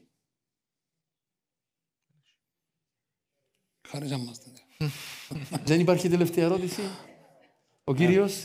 Ο κύριος Σάκης, πρόεδρος του πρώτου συνδέσμου ΑΧΕΠΑ στην Κύπρο που ίδρυσε ο αείμνηστος Γιώργος Παρασκευαίδης και ο νυν πρόεδρος ο κύριος... Σας χαιρετώ και εγώ καλό. Χαίρομαι πάρα πολύ που είσαστε εδώ και μας βοηθάτε και μας εξηγείτε κάποια πράγματα. Αλλά θέλω να κάνω λίγο μία ερώτηση που βλέπω ένα φαύλο κύκλο. Δηλαδή, έχουμε πόνο στην πλάτη. Οποιοςδήποτε άνθρωπος μπορεί να έχει πόνο στην πλάτη. Μπορεί να προέρχεται μέσα από πολύ μεγάλο βάρος, το οποίο πρέπει να κάνει δίαιτα για να χάσει αυτό το βάρος. Αλλά ταυτόχρονα θα πρέπει να εξασκηθεί κιόλας για να μπορέσει να βοηθήσει την όλη προσπάθεια. Με την εξάσκηση δεν παίρνει τις κατάλληλες... με την εξάσκηση χάνει ενέργεια και θέλει να ξαναφάει. Έχει ανάγκη να ξαναφάει. Όχι ακριβώς. Και έρχεται ένας γενικός φαύλος κύκλος. Ψυχολογικά ομιλώντας, πάνω απ' όλα. Και φυσικά εδώ πέρα δεν μπορούμε να βάλουμε ούτε βιταμίνες μέσα. Γιατί είπατε ότι δεν είναι καλές οι βιταμίνες. Καταλαβαίνετε που το πηγαίνω. Δηλαδή βλέπω ένα φαύλο κύκλο ο οποίος δημιουργείται. Ευχαριστώ. Είναι μια πολύ ευχάριστη ερώτηση για να τελειώσουμε το σεμινάριο μας, αλλά θα σου απαντήσω λέγοντας ότι δεν είναι φαύλος κύκλος. Δεν είναι έτσι τα πράγματα. Εάν κάποιος θέλει να χάσει βάρος, πρέπει να αρχίσει από τη βασική αρχή ότι πρέπει να προσλαμβάνει λιγότερες θερμίδες από όσες παίρνει. Το να ασκηθείς σίγουρα καταναλώνεις κάποιες θερμίδες, αλλά δεν είναι τρόπος για να χάσεις βάρος.